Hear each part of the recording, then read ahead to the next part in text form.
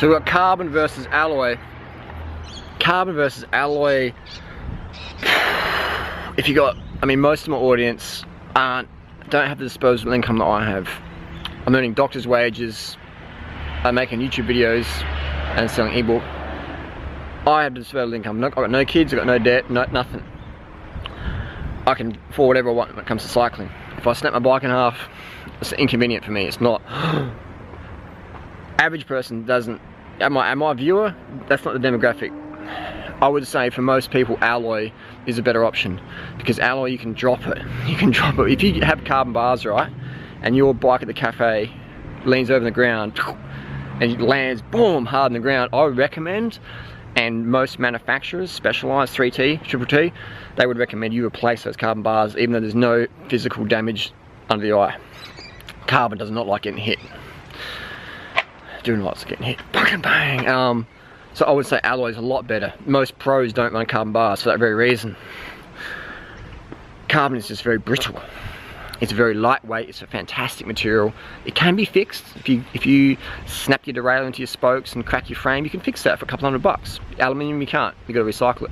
So there's pros and cons to carbon, but for the average person, I would recommend 90% of people ride alloy frames, alloy bars, alloy stem, alloy seat post, etc. If you're over 70 kilos, I would recommend alloy seat post, alloy bars, alloy stem for sure. And if you're new to riding, you're gonna have those noob crashes, man. Everyone has them. Freely rode an alloy bike for 2008. She rode an alloy bike for 5 years. She's got carbon bikes now, but she's had her noob crashes, the silly crashes, or where you park your bike and you, like this morning, this girl had a $10,000 Cervelo, leaned precariously against this rock, and I'm like, oh, you're playing with the devil there. She's like, ah, oh, no, it's solid as, mate. She's total noob, just total noob, you know, gearing's all wrong for the hills, total noob, but she knows better. People just learn the hard way sometimes, don't they? That was the same rock. I remember this guy turned up, it's on top of Norton Summit, the drink station there. I remember a few years ago, this guy had his brand new S-Works, almost first ride, it's like crisp, brand new out of the box. And he got leaned up and I said, oh, you know, just watch the wind, it's a bit gusty today. And he just sort of didn't even say nothing. And then sure enough, I fucking wish I had the GoPro on. The wind came, S-Works, all down this fucking seat stay. I didn't say nothing. And he's just like, fuck. Some people in life learn the fucking hard way. I like to learn from other people's mistakes. So if someone gives me a tip, I'm like, it makes sense. Versus ego, like, you're wrong. It's a fine line, isn't it? Anyway, so I would recommend carbon for people with extra money. It doesn't make any difference in performance as well. Like I've got multiple pairs of zip wheels, later stuff, and lightweights.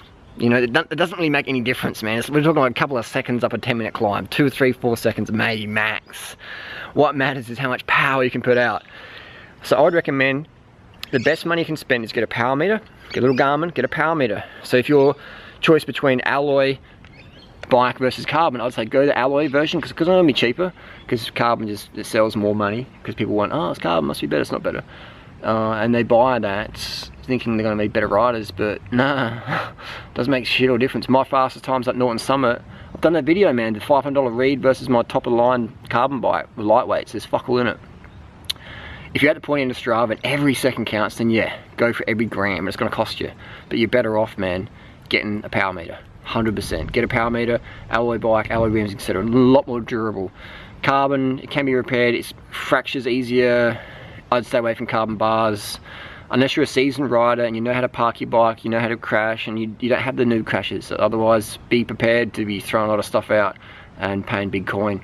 But if money's not an option, then blast it, mate. Get a $10,000 bike, just blast it, whatever's. Otherwise, the $1,500 road bike, $2,000 road bike these days in 2015, 2016 is really, really good.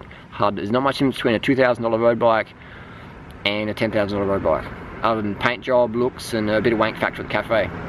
There you go, the news that not many people are going to tell you, because I'm not selling your bikes, am I? I'm not selling nothing, I'm telling the truth. Actually, I sell an ebook, but get a copy of my ebook.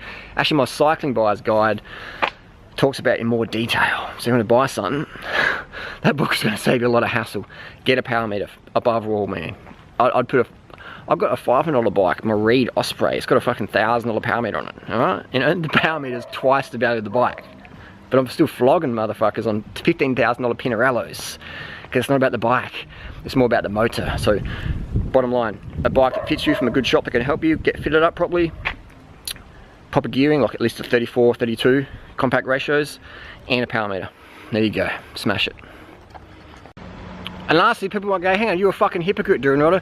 You've got all these carbon bling bikes, what are you talking about? If you don't need carbon, why you got it? Mate, I don't have kids, what the fuck else am I going to spend my money on?